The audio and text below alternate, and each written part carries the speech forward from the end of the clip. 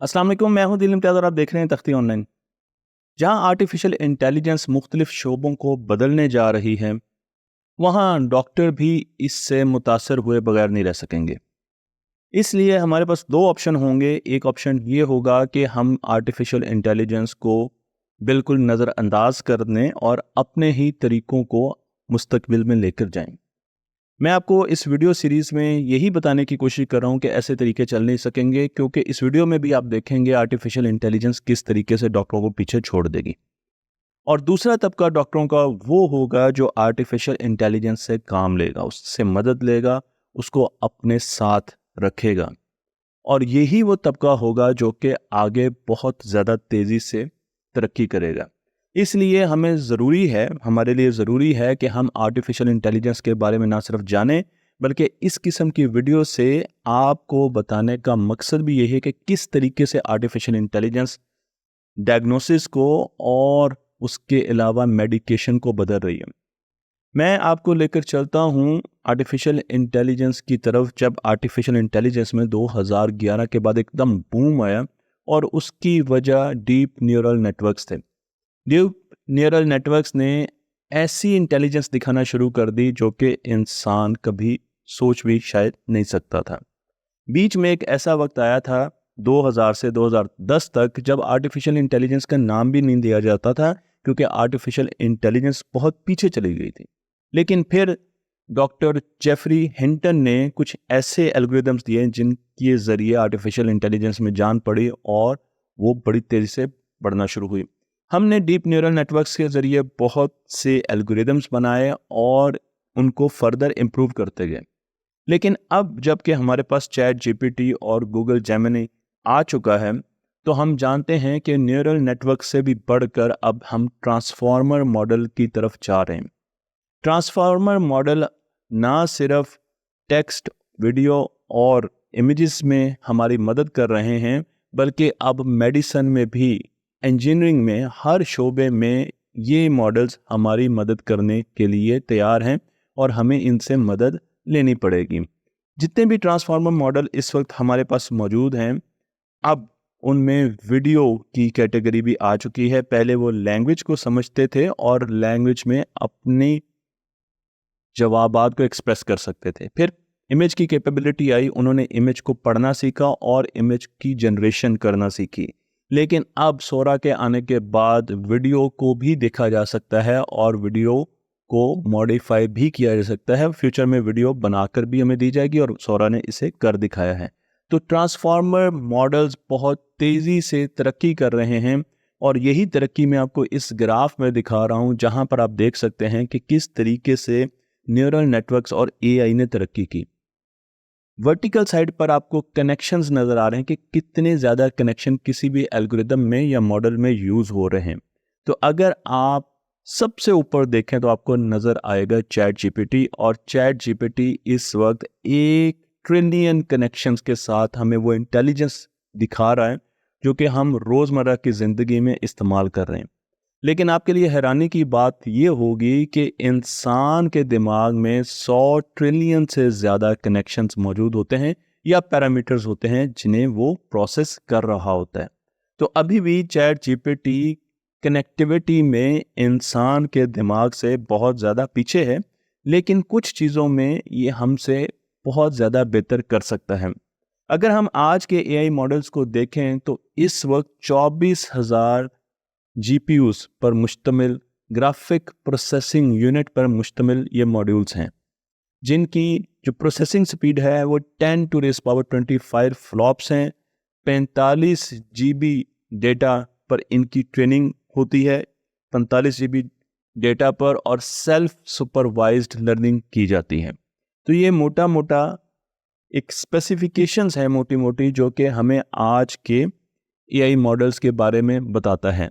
लेकिन अगर हम डॉक्टर के क्लिनिक में जाते हैं तो सबसे पहले डॉक्टर के क्लिनिक में हमें बाहर खड़ा होना पड़ता है या बैठना पड़ता है और अपने कवायद देना होते हैं। वहाँ पर एक क्लर्क बैठा होता है जो अपने टाइपराइटर से चीज़ों को टाइप कर रहा होता है और हम उन्हें अपनी बारे में हर चीज़ बता रहे हैं। अब इमेजिन कीजिए कि वहाँ पर कोई भी क्लर्क मौजूद नहीं है और आप सीधे डॉक्टर के पास जाते हैं और डॉक्टर का मुंह भी कंप्यूटर की तरफ नहीं है और वो आपके स्कैन्स नहीं देख रहा, बल्कि और ना ही वो कुछ चीज़ें टाइप कर रहा है, बल्कि वो आपकी तरफ देख रहा है।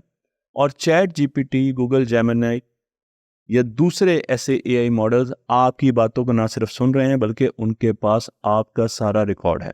अब डॉक्टर आपको फेस टू फेस देखेगा, जितने भी नोट्स बन रहे हैं वो भी एआई बना रही है। तो सबसे पहला जो इम्पॉर्टेंट चीज़ है, हमारे मुल्क में ये बहुत छोटी सी चीज़ लगती है, लेकिन बाहर के मुल्कों में ये बहुत इंपॉर्टेंट चीज़ है कि डॉक्टर फेस टू फेस मरीज को देखेगा और उसकी तवज्जो सिर्फ मरीज की तरफ होगी। डाटा कलेक्शन के लिए मरीज को बहुत ज़्यादा ना इंतज़ार करना पड़ेगा और ना ही डॉक्टर को डाटा कलेक्शन की मुश्किलात का सामना करना पड़ेगा। मैं आपको लेकर चलता हूँ एक डॉक्टर की तरफ, डॉक्टर एरिक जेफरी टपोर।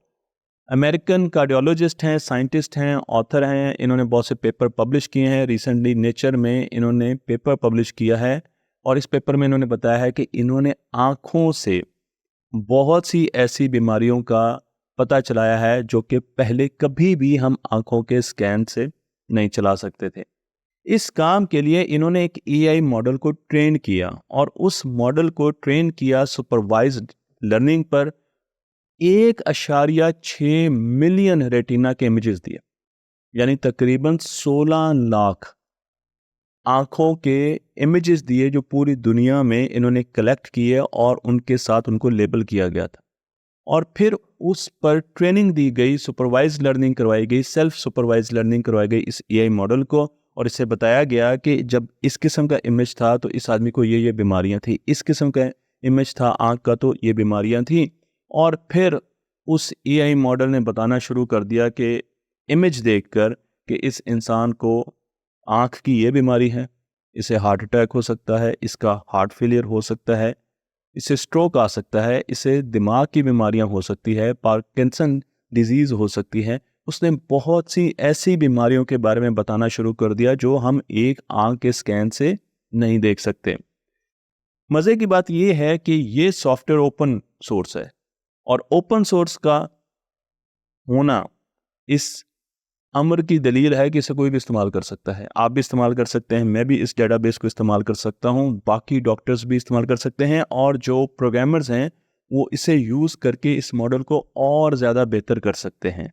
तो हमारे पास मैंने इसलिए ये रिसर्च पेपर भी यहाँ पर लगा दिया है ताकि आप इसका रेफरेंस देखें, इस मॉडल पर जाएं और अगर कोई रिसर्च करना चाहता है इन आई स्कैन्स पर तो वो रिसर्च भी कर सकता है और इस सॉफ्टवेयर को मज़ीद बेहतर कर सकता है। ऐसे सॉफ्टवेयर्स की हमें क्या मुस्तकबिल में यूटिलिटी मिलेगी, तो मैं आपको एक केस की तरफ लेकर चलता हूँ। ये केस है एंड्रयू का। एंड्रयू का नाम फर्जी है, डॉक्टर साहब ने उसका नाम नहीं बताया, लेकिन ये केस, इस पर रिसर्च पेपर लिखा गया तो ये केस हकीकत पर मबनी है। और इस बच्चे को 6 साल की उम्र में बहुत से प्रॉब्लम शुरू हो गए। इसको बॉडी का दर्द शुरू हो गया, इसकी जो ग्रोथ है वो आहिस्ता आहिस्ता रुक गई, इसकी टांग में मसले, टांग सही उठाई नहीं जाती थी, चल नहीं सकता था और उसके साथ सर में दर्द।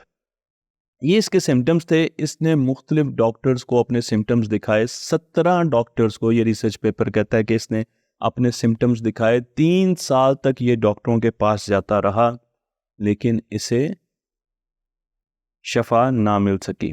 और फिर एक दिन तंग आकर इसकी माँ ने चैट जीपीटी में इसके जितने भी स्कैन्स थे वो सारे डाले, इसका सारा डाटा डाला और चैट जीपीटी से पूछा कि मेरे बच्चे को क्या मसला है। चैट जीपीटी ने बताया कि आपके बच्चे को एक बीमारी है जिसे ऑकल्ट स्पाइना बिफिडा कहते हैं और इस बीमारी में जो मुहरे होते हैं उनकी साख्त बदल जाती है और उनके बीच में गैप भी, फर्क आ जाता है। मैं आपको यहाँ पे तस्वीर में भी दिखा रहा हूँ। उन्होंने फौरन डॉक्टरों से कंसल्ट किया। डॉक्टर इस चीज़ को बिल्कुल मिस कर चुके थे और फिर डॉक्टरों ने भी यही बताया कि इनके बच्चे को यही बीमारी है। उसकी एक सर्जरी की गई और वो बच्चा बिल्कुल नॉर्मल हो गया। ऐसे बहुत से और केसेस हैं जिनमें से एक केस एक खातून का है जो कि डॉक्टर एरिक जेफरी के पास आई और उन्होंने बताया कि उन्हें लॉन्ग कोविड है। कोविड के बाद मुसलसल वही अलामात उनको नज़र आ रही हैं अपने अंदर। उन्होंने बहुत से फिजिशियंस को दिखाया, न्यूरोलॉजिस्ट को दिखाया, लेकिन मसला हल ना हुआ।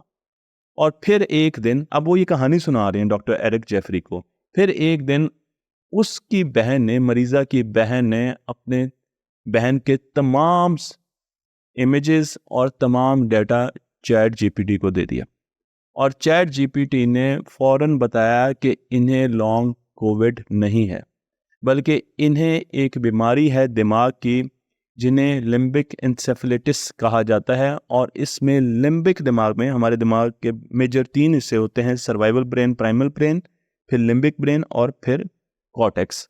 लिम्बिक ब्रेन में इन्हें सोजन है, इन्फ्लेमेशन है और उसे ट्रीट किया गया तो वो बिल्कुल ठीक हो गए। इस किस्म के 70 मुख्तलिफ केसेस जो कि डायग्नोसिस में बहुत ज़्यादा मुश्किल थे, डिफ़िकल्ट पैथोलॉजिकल केसेस थे, उन्हें प्रेजेंट किया गया एक कॉन्फ्रेंस में जिसका नाम है इंग्लैंड जर्नल ऑफ मेडिसिन। और उसमें उन केसेस के बारे में बताया गया कि डॉक्टर इनका इलाज ढूंढने में कामयाब नहीं हुए और इन केसेस में आर्टिफिशियल इंटेलिजेंस ने, चैट जीपीटी ने बिलखसूस बहुत ज़्यादा मदद की लोगों की, ताकि उससे डायग्नोस कर सकें।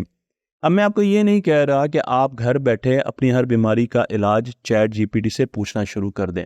मैं मुखातिब हूँ डॉक्टर हजरात से कि अगर वो मुख्तलिफ चीज़ों में चैट जीपीटी का इस्तेमाल या उससे राय ले लें और उसकी वेटेज को अभी कम नंबर दें, उसे मल्टीप्लाई बाय 0.4 कर दें, लेकिन आहिस्ता आहिस्ता वो चैट जीपीटी की तरफ आए ज़रूर। उसके साथ साथ चैट जीपीटी जितना भी डाटा फिलिंग है उसको ख़त्म कर देगी, एआई डायग्नोसिस को आर्टिफिशियल इंटेलिजेंस आसान करेगी, प्रिस्क्रिप्शन को कौन सी दवाई देनी है उसके बारे में हमें बहुत कुछ बताएगी, बिलिंग को आसान कर देगी और ख़ुद ब खुद ही रिपॉइंटमेंट भी दे देगी कि आपने इतने महीनों के बाद आना है। मैं आपको यहाँ पर चैट जीपीटी पर बेस करता हुआ एक सॉफ्टवेयर दिखा रहा हूँ जिसे डॉक्टर एआई कहते हैं और इस वक्त इसका इस्तेमाल किया जा रहा है। मेरी ये वीडियो उन लोगों के लिए है जो डॉक्टरी के पेशे से मुंसलिक हैं और वो आर्टिफिशियल इंटेलिजेंस को बहुत दूर की चीज़ समझते हैं। उनके लिए ज़रूरी है कि वो ये समझ जाएं कि आर्टिफिशियल इंटेलिजेंस ना सिर्फ बहुत तेज़ी से इस शोबे में आ रही है, बल्कि वो आपकी बहुत ज़्यादा मदद कर सकती है। आप आहिस्ता आहिस्ता एआई को सीखना शुरू कीजिए। आप चैट जीपीटी और गूगल जेमिनी को उन केसेस पर टेस्ट कीजिए जो आप सही तरीके से डायग्नोसिस जिनका कर चुके हैं और देखिए कि उनके रिज़ल्ट कैसे हैं।